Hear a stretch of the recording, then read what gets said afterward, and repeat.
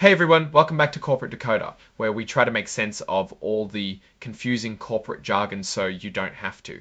Today we're diving into Skillsoft Corp's latest report, and let's just say it involves a rather important meeting that happened recently. This report tells us about a meeting called the 2025 Annual Meeting of Stockholders. Think of it as a yearly check-in where company owners get to vote on important stuff.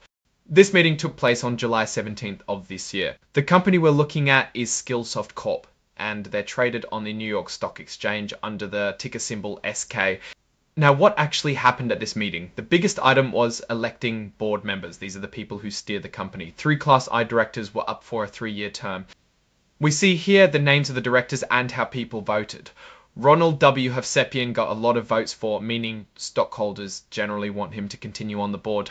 Jim Francola also seems to have gotten a solid number of votes for, and Peter Smith as well. It's good to see that generally the shareholders are in agreement with who should be leading the company. The number next to broken on votes is interesting. This means there were over 771,000 shares whose owners either didn't give clear instructions to their broker or their broker didn't vote them. It's a decent chunk of shares. Next up, they voted on executive compensation. This is a say-on-pay vote. It's advisory, meaning the company doesn't have to follow it, but it's a strong signal of what shareholders think about how the top bosses are paid.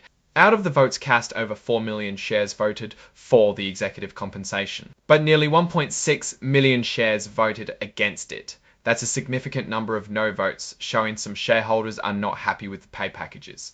Then came a vote on how often they should have these say-on-pay votes. Should it be every year, every 2 years, or every 3 years? The vast majority, over 5.5 million votes, were in favor of having this advisory vote every year. Only 11 votes wanted it every 2 years, and about 51,000 wanted it every 3 years. This clearly tells the board that shareholders want to review executive pay every single year.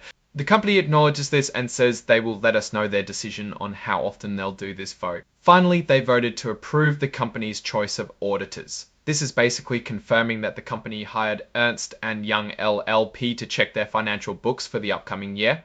Almost all votes were in favor of this, with over 6.4 million shares voting for and a tiny number against. This is usually a straightforward approval, as shareholders want to make sure the company's finances are being properly scrutinized.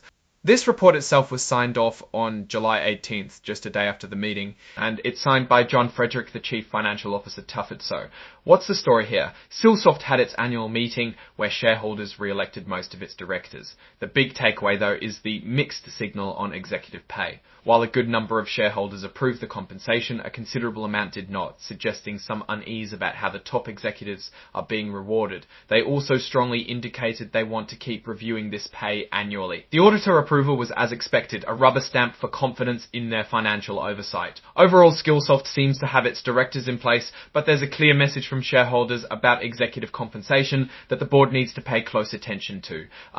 What's your take on these voting results? Does the pushback on executive pay worry you, or just a normal part of corporate governance? Let me know your thoughts in the comments below. If you found this breakdown helpful, please give this video a thumbs up. It really helps us out. And don't forget to subscribe for more insights into the companies you care about. We also have a great community over on Discord, linked in the description, so come join the conversation. Thanks for watching, and I'll see you in the next one.